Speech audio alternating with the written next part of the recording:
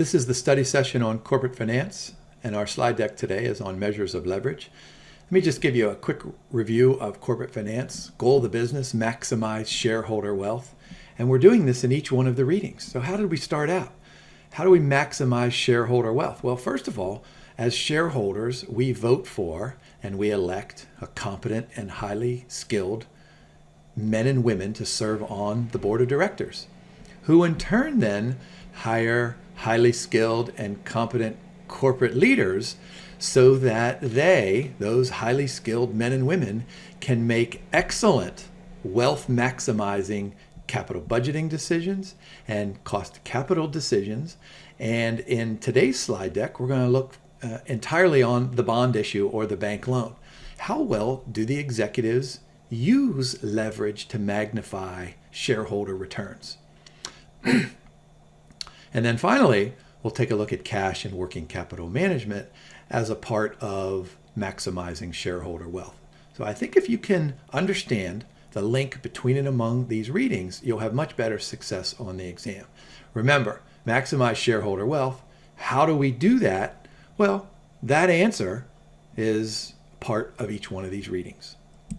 All right, first LOS inside the leverage reading asks us to define and explain a variety of different types of risk. Now, there are lots of different ways to define risk.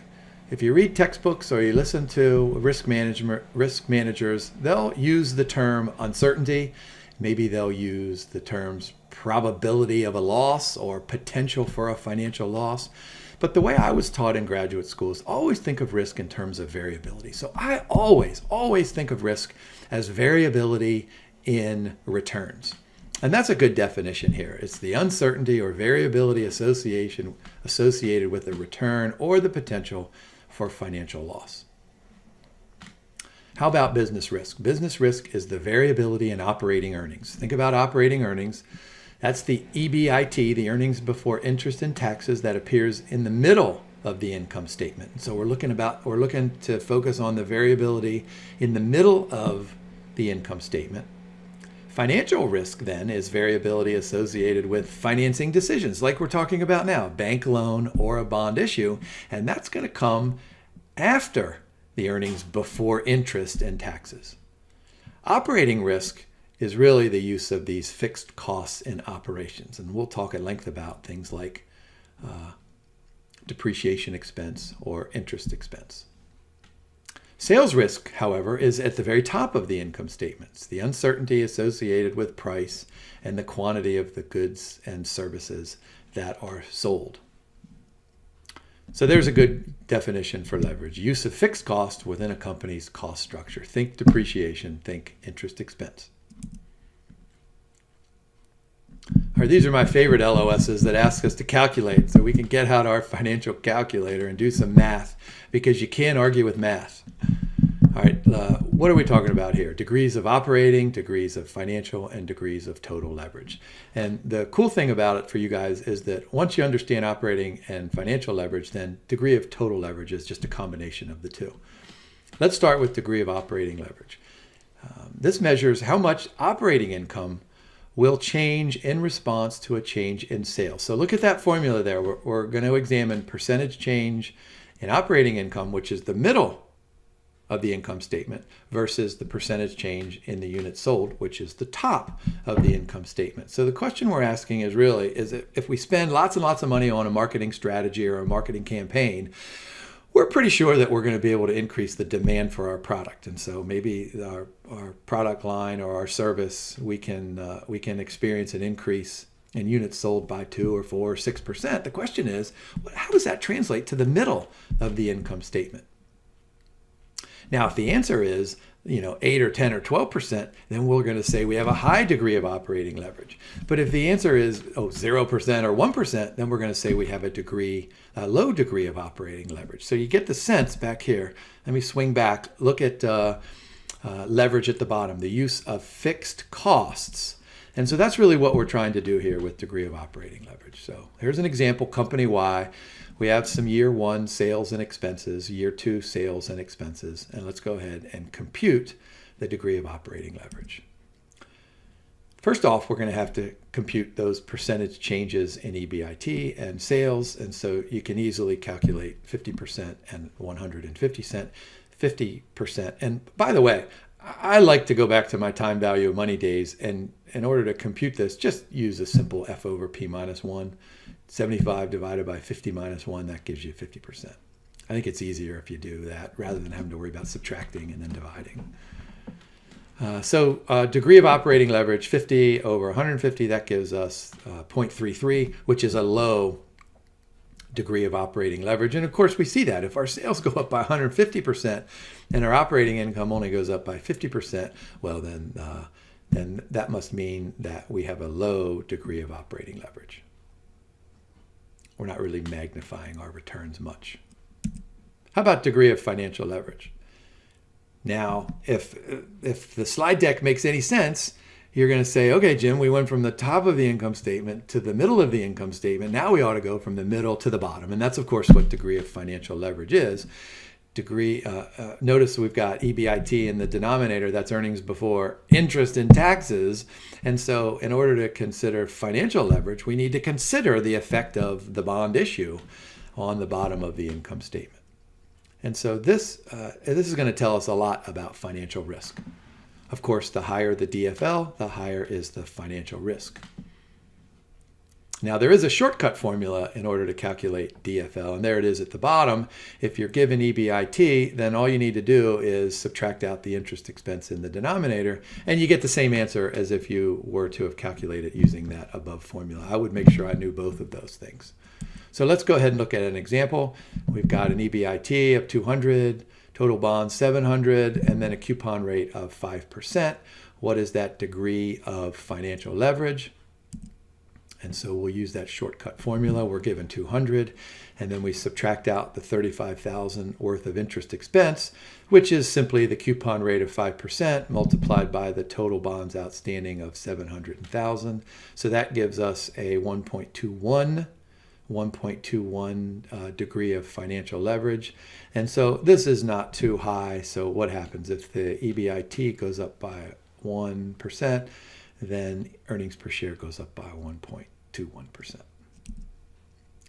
Now, the degree of total leverage is exactly what the name suggests. It's total, and I said to you earlier in the slide deck that it's relatively simple. Once you have an understanding of the first two and you've computed the first two, then you really only have to multiply DOL times DFL. And notice what this does. This takes us from the top of the income statement, percentage change in units sold, all the way down to the bottom, percentage change in net income or percentage change in earnings per share, however you define that numerator.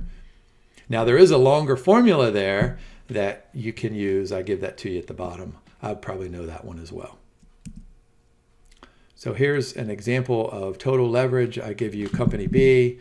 We've got some production and some variable costs and some prices, fixed costs and interest expense. What is the degree of total leverage? And so let's go ahead and use that big old formula that was at the bottom. Here, let me do this. Yeah, let me go back. So here's the big old formula. Now, you got to be aware of this from two different perspectives. If the question is linear, and a question says compute DOL and then compute DFL, and then you can just use those two to get degree of total leverage. But if it's not a linear progression and you're just given a bunch of information like in this question, then you'll have to use the big old formula at the bottom. So I'll let you pause the video to catch up mathematically. There's a total degree of total leverage 199. Next, LOS. Analyze the effect of financial leverage on a company's net income and return on equity. And so we've been talking a little bit about this. So financial leverage, what does that mean? That's the use of debt in the firm's capital structure. What are the costs of the use of debt? Of course, the cost is that we're going to have an interest expense. So how does that interest expense affect net income, and how does it affect the return on equity? And so this is what we're trying to do. We're trying to use leverage. We're trying to magnify the returns to shareholders. So let me just give you a quick example. Wouldn't it be great if we could issue a bond for, let's say, $1,000? And we take that bond issue, $1,000, and we find a capital budgeting project that has a positive net present value that costs $1,000. So we issue the bond for $1,000. We invest in a project for $1,000. And then what do? That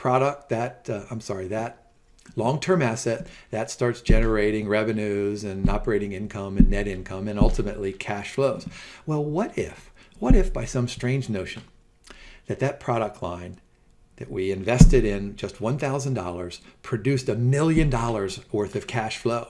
What does that sound like? That sounds like, boy, we used somebody else's capital. We borrowed from the bank or we borrowed from the bondholders, and we used it to enrich our shareholders, because now what? We have $1 million in cash flow, and all we have to do is take a teeny weeny part of that, $1,000, and pay off the bondholders. Because remember, that's an explicit contract. We pay off the bondholders, and what happens to the rest of that $1 million? The shareholders, the owners, get to share in that profitability. So that's the beauty of financial leverage. And ultimately, that will result in higher net incomes and higher returns on equity. Now, a couple of bullet points here that summarize that little quick, silly example that I just gave you. Yes, the cost of leverage, the ugliness of leverage, is if we issue that $1,000 in bonds and we have $0 in cash flow, then what happens? Then we have to think about bankruptcy. And so high levels of interest payments could negatively impact net income and, of course, the ROE. Now, what happens is that there's no doubt financial leverage means financial risk. So risk goes up. So that definitely means there's going to be increase in variability. And there's going to be increase specifically in the variability of net income and the return on equity. Now, what we want is for the firm to invest in an optimal level of debt. We'll call that optimal financial leverage. And as long as operating income is increasing, then net income and ROE will increase as well. But if the company is over leveraged, then this is the ugliness of leverage. Then what's going to happen is that interest expense is going to eat into the operating income, and it's going to lower net income and maybe even turn it negative.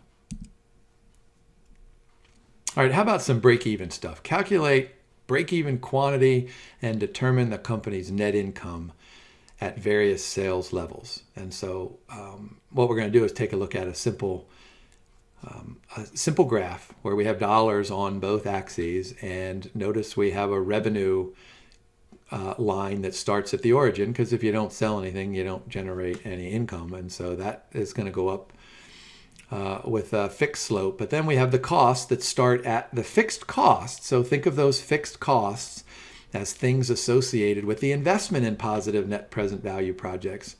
Those are the things that we talked about back in the capital budgeting video, where we discuss things like property, plant, and equipment.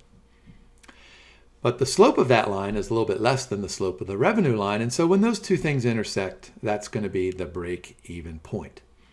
And so our break-even point, just graphically, I mean, this is a beautiful graph because you can see explicitly that if you sum the fixed and you sum the variable costs, and they happen to equal the total revenue, the P times the Q, well, that's going to be a break-even point. So what's the goal of the business? The goal of the business, of course, is to maximize shareholder wealth, but then it's to have enough sales to the right of the break-even point so that we can generate positive cash flows and generate a positive return and a high return for shareholders in terms of things like net income and return on equity.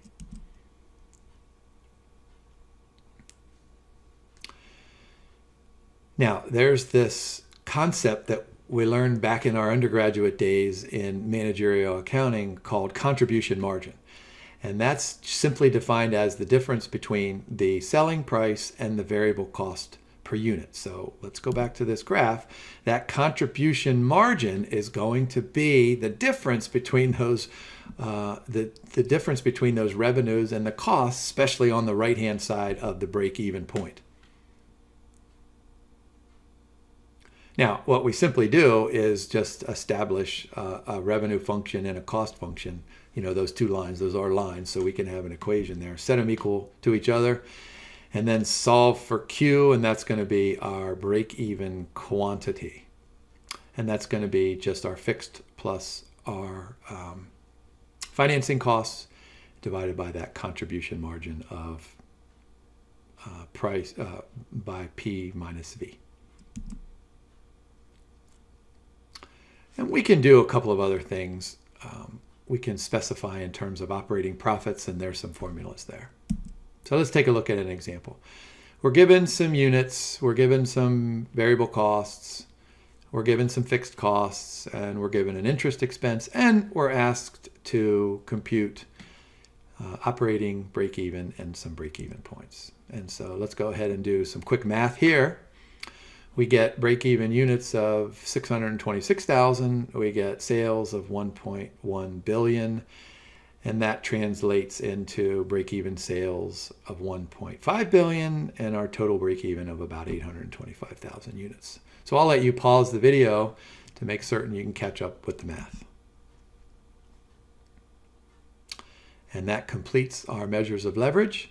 Next up, we'll do some fun things on cash and working capital management.